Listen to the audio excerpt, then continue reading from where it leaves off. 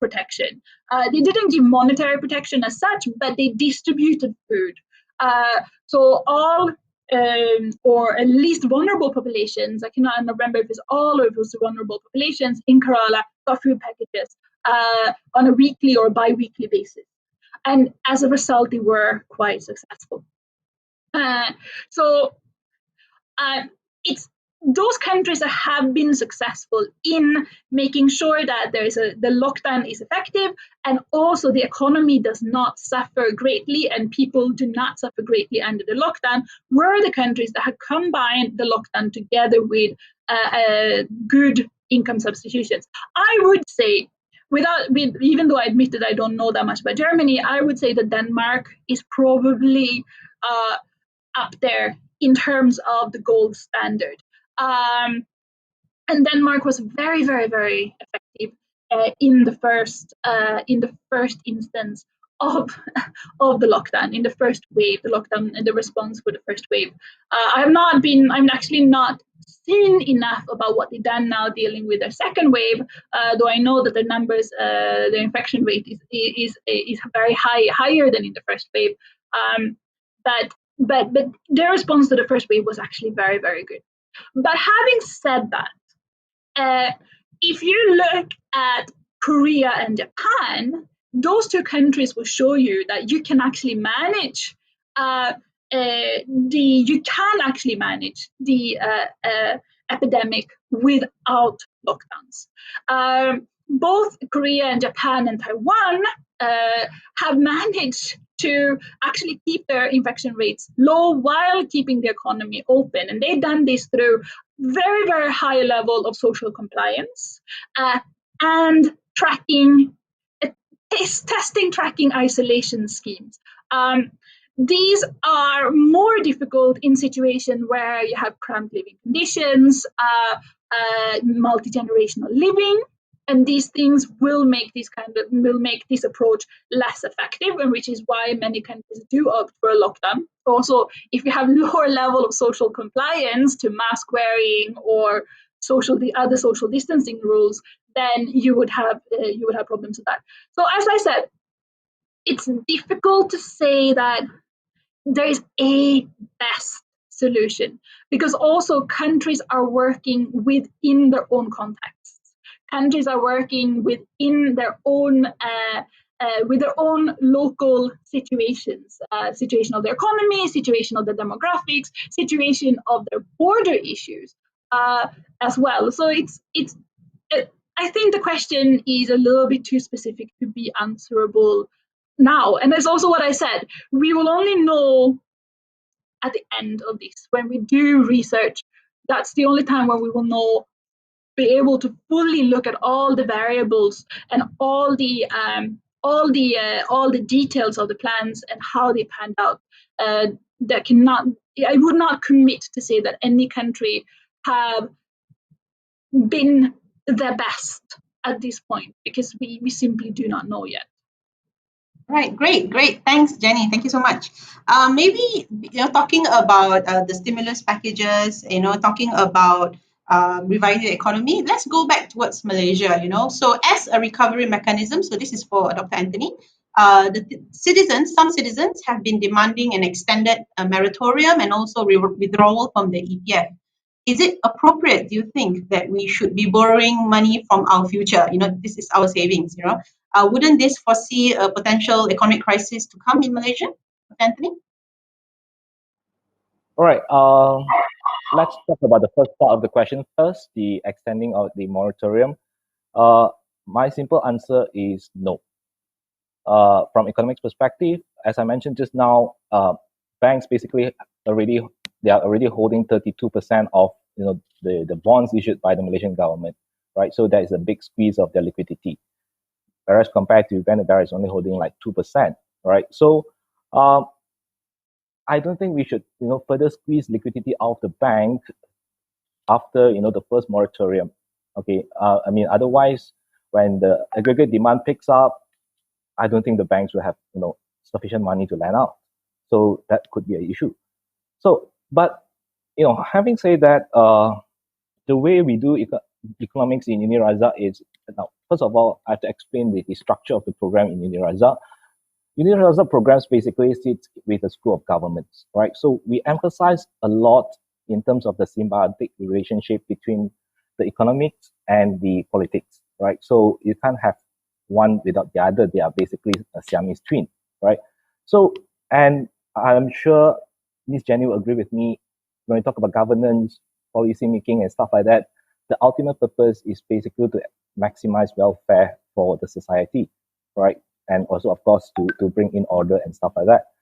So I recognize this fact. So I think to strike a balance, what the Ministry of Finance and the banks can do is they could jointly come out with some criteria, pre-approved criteria, and then the banks can actually pre-approve the moratoriums to those people who really need it.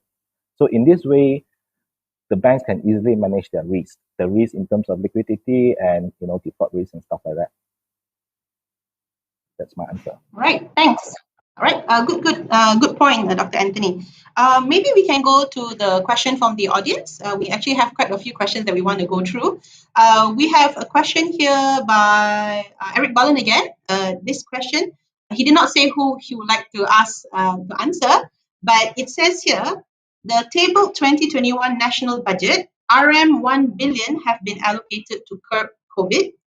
From a cost-benefit perspective, how much can we estimate to grow and recoup from this allocation? How many folds? 5 folds, 1 fold, 2 folds? I will concede that to Dr. Anthony because cost-benefit analysis is not necessarily my strength. So, right, Dr. Anthony, I shall give it a go, and it's okay. I have to qualify that this is my personal take, and I'll give a very simplified answer in the sense that we can actually throw costs and benefits out of the window. Because what other options can we do? We cannot open up, the Malaysian citizens to viruses. So it is a necessary spending. So I think cost and benefit analysis is really not necessary for this purpose. Yeah, that's my answer. Point of view. Thank you, Dr. Anthony. Miss Jenny, maybe we can talk a little bit about public policy. How must public policy change to help the recovery? Has the government acted on revisiting any existing policies? I mean, I think at the moment, if you look at public policy, at the moment, all countries are playing catch up. There is no country in the world that have like a clear cut, this is what we're going to do.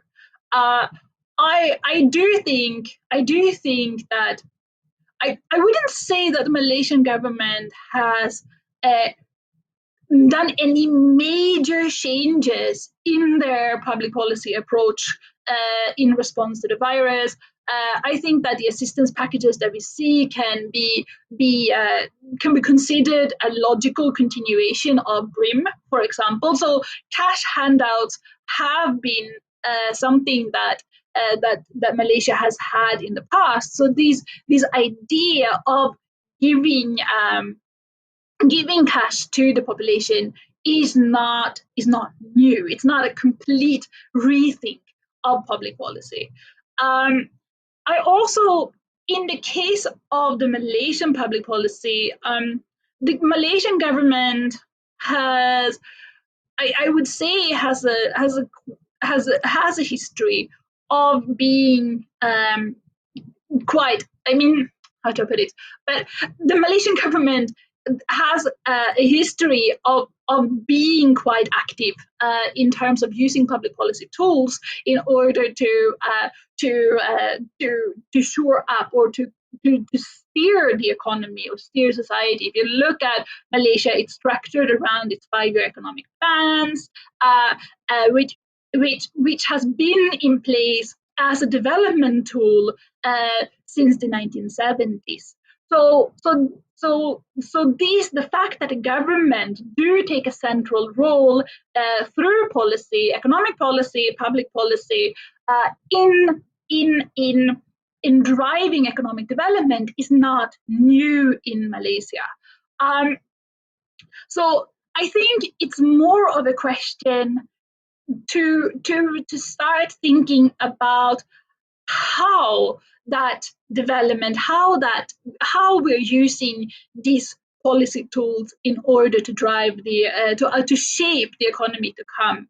And as I said before, this is not necessarily only in response to the pandemic right now, but it's also in response to workforce automation. So what we usually refer to as the Industry 4.0 or Industrial Revolution 4.0, it's also with response to climate change, the global climate change that we are seeing. When you're talking about these things, we might need to start to think about public policy tools that are more redistributive, not only about how to expand the economy, but also how to actually make sure that there are social protections and social security networks. That's something that I do see more talk about in Malaysian public policy at the moment. We're seeing a greater focus on actually making sure that the B40 and also the M40, so the bottom and the middle income, the households on the bottom and the middle income distribution do have some form of protection, whether that is EPF withdrawal, which I personally think is perhaps not the best solution, or whether that is increased cash transfers, or if it is through some form of debt cancellations, so basically giving targeted debt cancellation, or if it is through some form of job assistance program. I think the latter two has not been discussed that much. I'm just throwing ideas out there. But what we do see is an increased discussion, both within the government, but also within the general population, that actually policy tools, economic policy and public policy needs to be targeted more towards economic redistribution, to protection, to setting up safety nets for the poor, for the precariat middle income earners, so those that do have or have had quite a decent standard of living, decent paying jobs, but are all of a sudden seeing themselves at risk. And this is going to become more and more and more important as we go into more workforce automation and climate change. So I think this debate has started, but I think it has to take off and become a more forceful debate about how to not only think about public and economic policy in order to economic growth, but also to have economic safety nets for the people. Oh, okay. All right. Interesting. Thank you, Ms. Jenny. Maybe we can go on to the next question. So this question, it's actually a question that we've prepared, talking about how can we prepare for the next pandemic hit, or how can we prepare ourselves for the next economic crisis. But also I would like to combine that question with a question from Ms. Grace Kamini. She says, how can Malaysia thrive in the post-COVID-19 economy? So this question, maybe Dr. Anthony, how can Malaysia thrive in the post-COVID-19 economy, or the next whatever economic crisis that might hit us? Okay. Sorry. Before that, I think I missed out something just now. There's one question. It is a combined question. It talk about the EPF withdrawal as well. I think I missed out. I didn't comment on that part. Okay. Let me just comment on that now. For me, I would say it's a bad option to withdraw your EPF, right, for this moment. But having said that, it's your choice. It's a free society, right? The options are given. You want to withdraw, you withdraw. You don't want to withdraw, don't withdraw, right? I mean, given the situation where you either face starvation or withdraw EPF, so which options do you take? So that will be my take, okay, for this one. The second, the latest question about the how would Malaysia economy thrive? I would like, okay, I will answer this question in two prongs. The first, we talk about growth, right? So if one thing that Malaysian government did right with Bencana Prihatin as well as the 2021 budget is that we are trying our best efforts to conserve our factors of production, right? We are trying to keep the employment rate. We are trying to keep the business afloat. So by doing so, we are also trying to keep our capital stock intact, right? So one thing I want to contrast that this pandemic-led crisis compared to a financial crisis is quite different. Financial crisis is usually it tied with erosions of confidence and stuff like that. We don't know what is the depth of the the dungeon, right? We don't know how deep it is. But for pandemic crisis, what we can see is that there is, I mean, during the MCO, the first MCO, we see there is a lot of pent-up demand, right? So that's why when the MCO first lifted, there is a surge and there is a quick recovery. So in the pandemic led crisis, there is an element of pent-up demand. But having said that, if we prolong the crisis, this pent-up demand, I would say it will evaporate, all right, because the inertia setting in.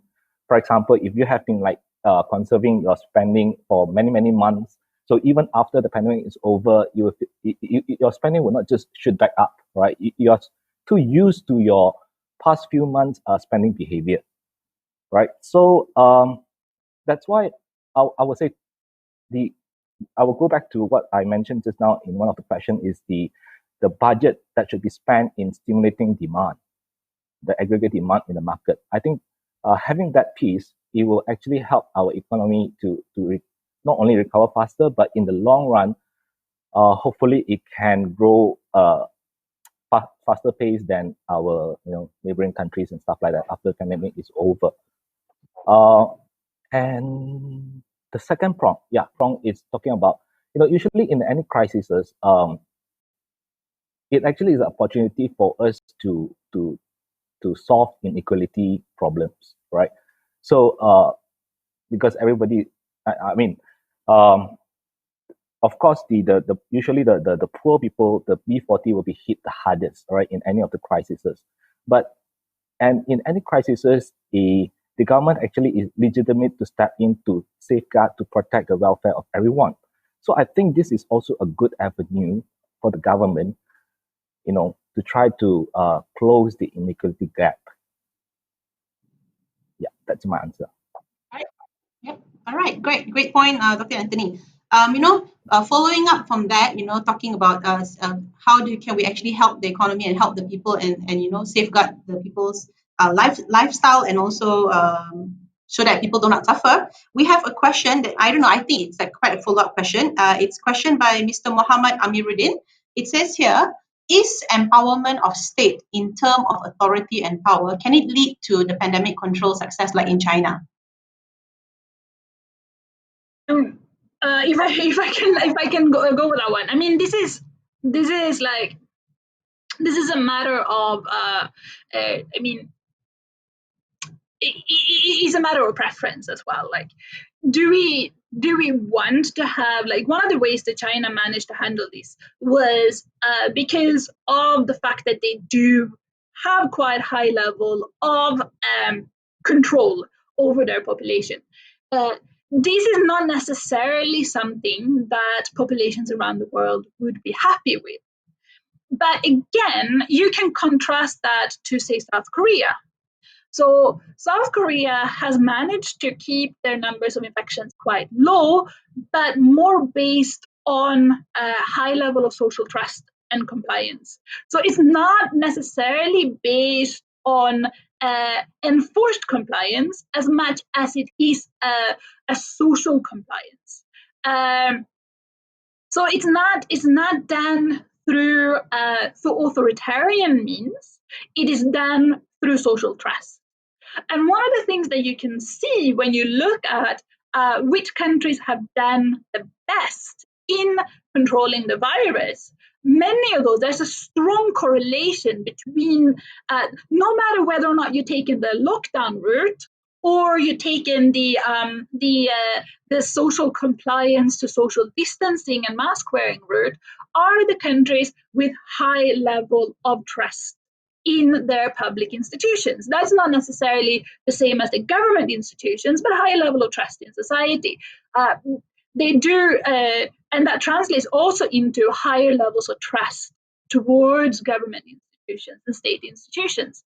So countries with higher level of public trust have done better than countries with low level of social and public trust.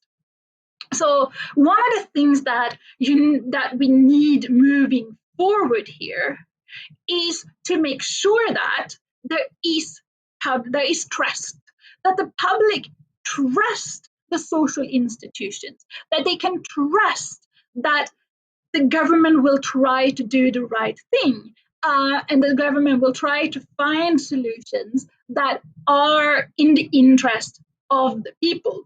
When you have that trust, compliance is much higher than if you don't have that social trust.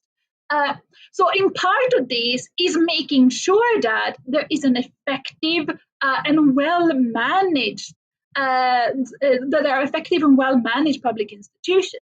And again, I mean, plugging a little bit for our programs, that's actually one of the key things that we focus on in UNIRASAC.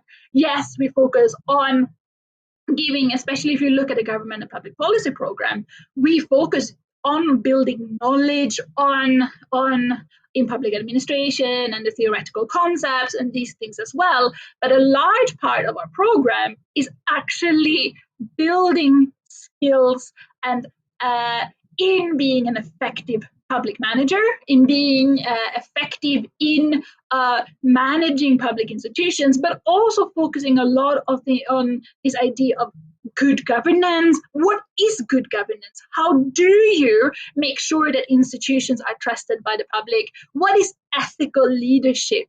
How do you maintain a high level of ethics and integrity when you are in a public position, when you are working in the public sector, or when you're working with the public sector, even if you are working from the private sector, in the private sector as well? How do you maintain high personal and professional ethics? So these are the kind of things that we do build into our government public policy program and our leadership program as well.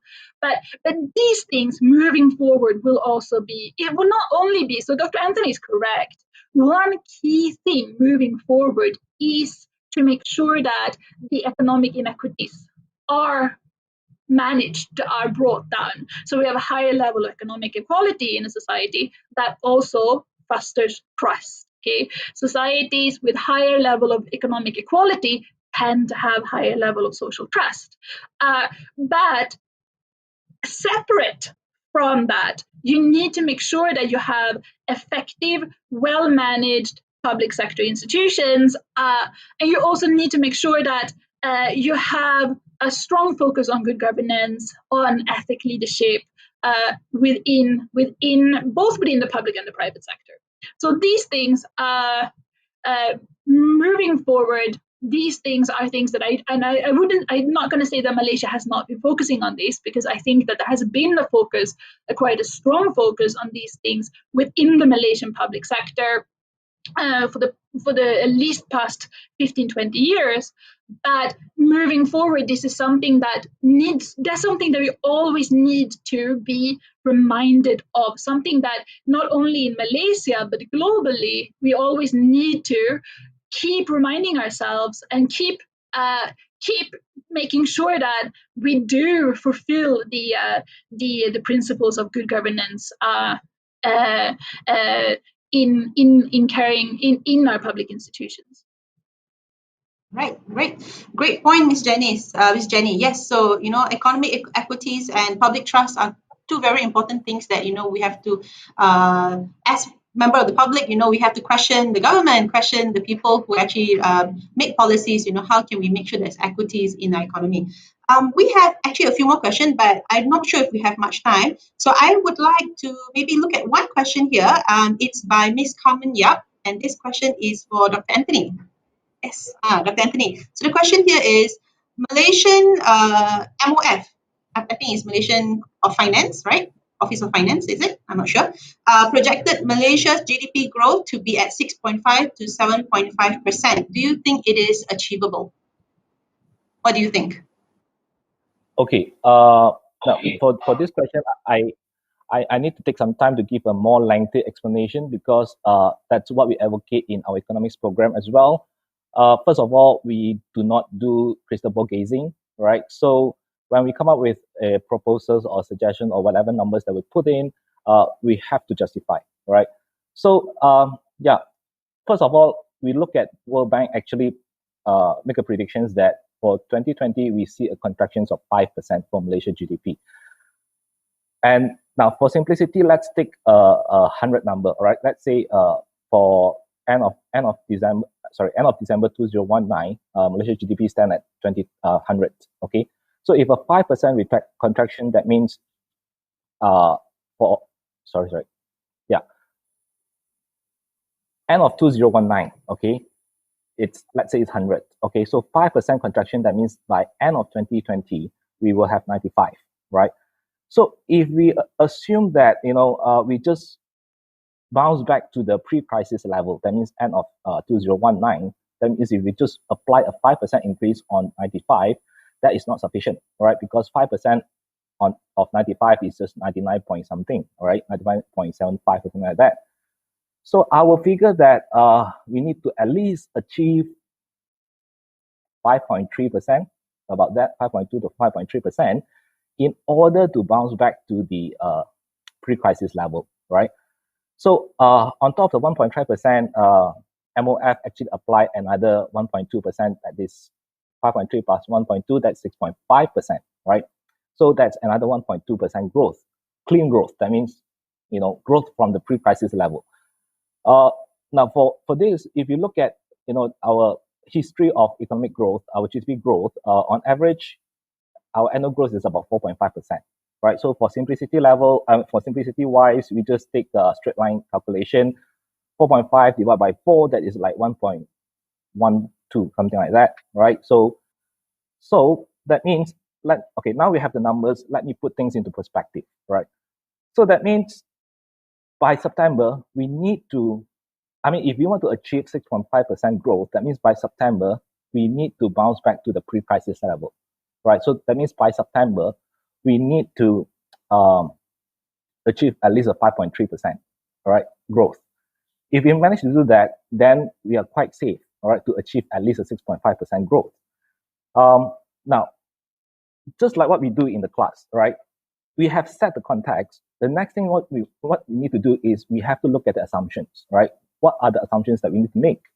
So, as I mentioned before, this is a pandemic-led crisis, all right? So the most important determinant of whether we can come out of the crisis is when the vaccine can be released, okay?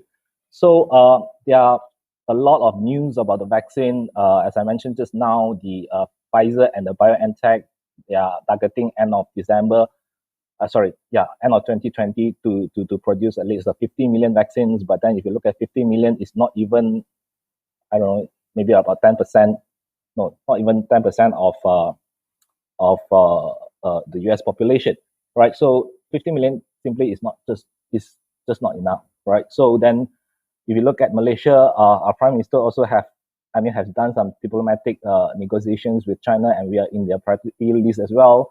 But having said that, the vaccine from China, Sinovac, it's, yesterday or the day before, recently, Brazil has just stopped, the phase 3 testing.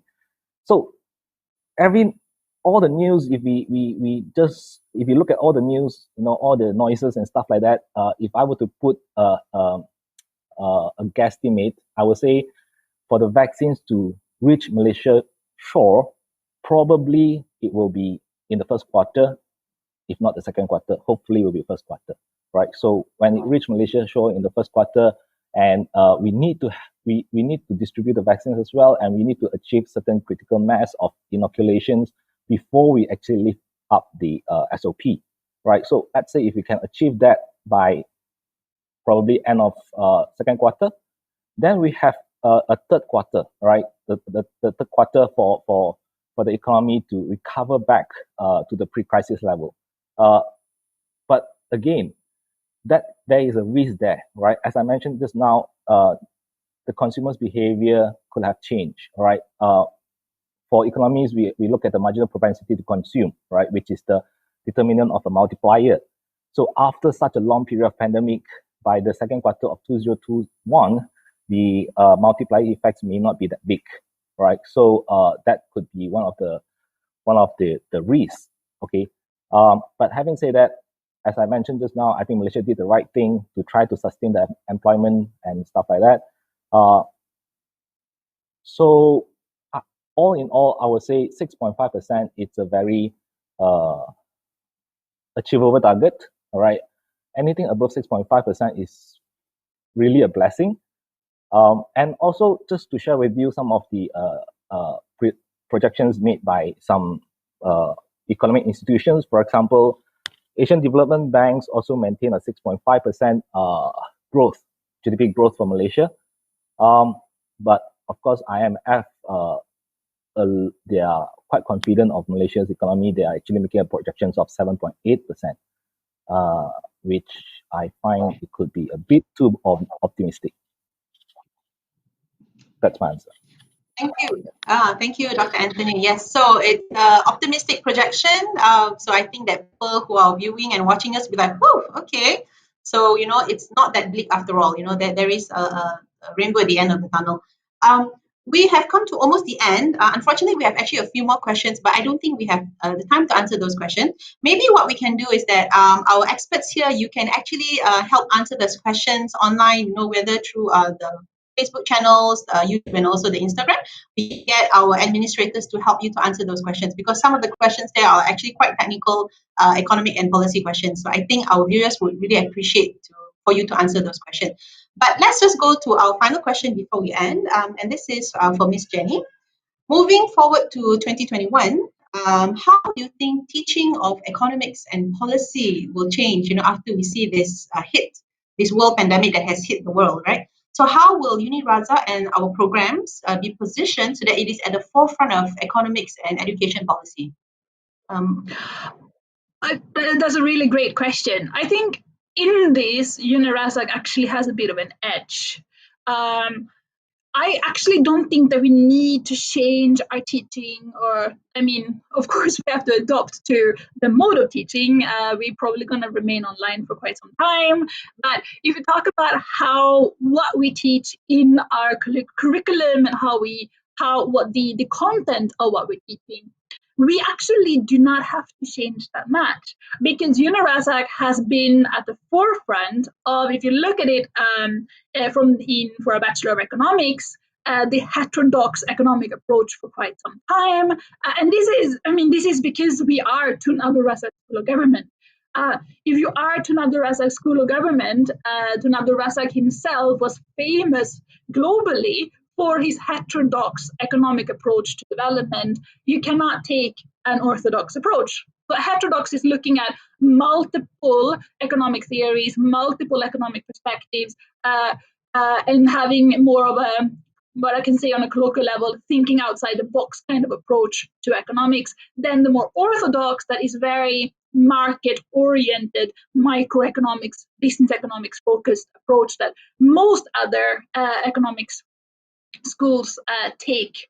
For a public policy program, again, we've been focusing on development, on building social security, like policies that help the bottom 40 and the middle 40, so help the lower 80% on the income distributions. We've been talking about making sure that we have equitable policies. We've been focusing on good governance, building social trust. We've been focusing on these things since the start of our school.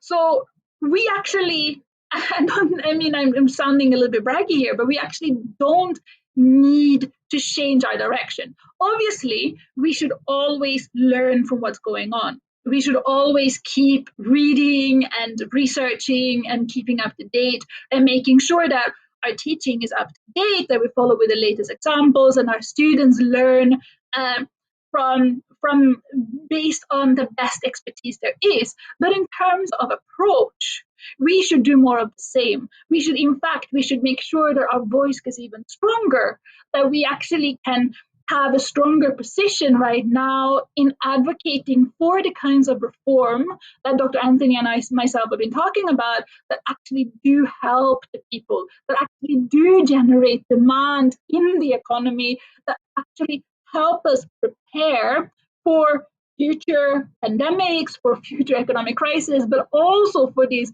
looming tidal waves of the workforce automation and climate change. So making sure that we keep up and we actually push for better and stronger institutions. Great. That's such a great ending to our session here today. But before we end to that, we have a few viewers that I would just like to say thank you for posting your questions. We have Darshini Selvan. She posted 2 questions, but unfortunately, we don't have time for that. Maybe, as I said, the speakers could answer them online on our platform. We also have a viewer who said Muhammad Abdul Hul, who says, hello, how are you? He's just saying hello to all of you. Right, so I think that our viewers have really enjoyed themselves so far.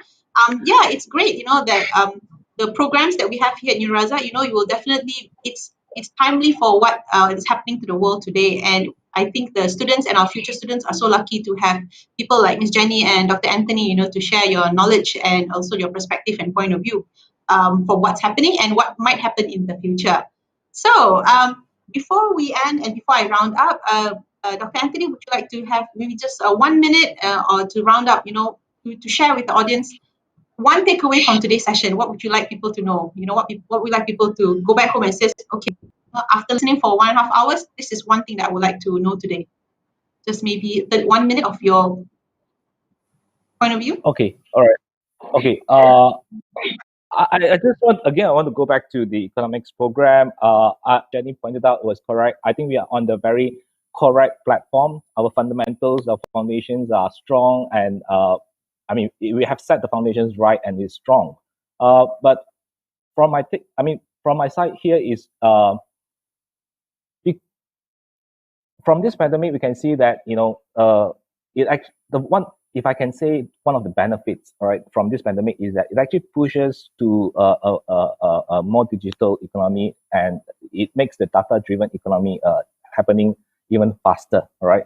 So, and we have been preparing for this, all right? So, in the economics program for Uniraza, we actually emphasize a lot in terms of the analytical skills and in terms of the technical technical analysis, not the stock market technical analysis anyway. We focus a lot on in terms of the analytical skills and not machine learning, but data-driven analysis. All right. Okay. Thank you, Dr. Anthony. Miss Jenny, maybe 1 minute, to round up. What would you like our listeners or viewers to remember from today's session? For me, I would like to quote the book title from Zelda Skocpol, one of my favorite political theorists, and that was her book. I think it came out in 1980. Was Bringing the State Back In. And for my main takeaway here is that we shouldn't be afraid of having strong public or strong government institutions. Moving out of this crisis, we need to look back at the time when we were not so obsessed with a small government, but we were actually looking to the government as as a source of jobs and source of economic assistance, so that we can actually grow, have the source of a source of economic growth. And I think that is something that we at TARSOG actually do emphasize. Don't be afraid of government involvement in markets. Don't be afraid of government involvement in what, as Dr. Anthony said, creating demand. Because historically, that has been very effective. Don't be afraid of government regulation, because historically, that has helped people. Do hold the government accountable. Do engage with the democratic institutions, and civil society in making sure that the government is accountable, but don't be afraid of the government. And that's something that we do focus a lot of in our programs at TARSOC. The government is a tool, or can have tools to actually making sure that we have strong and equitable economic growth, that we have strong high level of social trust. So that's my takeaway. As Dr. said, bring the state back in. Yes, thank you. Okay, so thank you, Dr. Anthony, and thank you, Ms. Jenny. Yes, so your takeaway, is definitely something very interesting. I'm sure our viewers have really appreciated. So everybody, all of you who are on Instagram, YouTube, and Facebook Live, who has been with us for 1 hour, 45 minutes now. Wow, we have surpassed the time limit, way past the time limit. I don't know if you do that for your classes too, right? But I would just like to remind our viewers, the Unirazat November Intake 2020 is still open. Please feel free to to go to our website, www.unirazat.edu.my.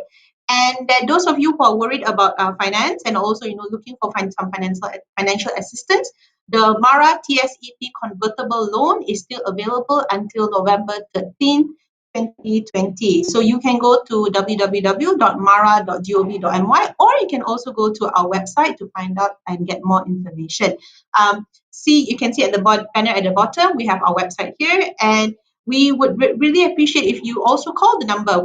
Our number is 03-2789-1599 to find out more information, or you can also email us at drjo or drjo@unirazat.edu.my to find out more information about our programs, especially the Bachelor of Arts in Leadership, Bachelor of Arts in Government and Public Policy, and also the Bachelor of Economics. So to those of you who have spent your evening with us, thank you so much. Don't forget to like and follow our page. Please keep a safe distance. Remember to wash your hands 20 seconds. Like I always say, sing a happy birthday song for 20 seconds because, that's the only way we can help to flatten the curve. And again, thank you to Ms. Jenny and Dr. Anthony for spending your time. I hope to see you face to face one day back in campus. So thank you again. Thank you, everybody. Thank you so much, Thank you so much. Tara. Thank you. Thank you, Jenny. Thank you, Dr. Anthony.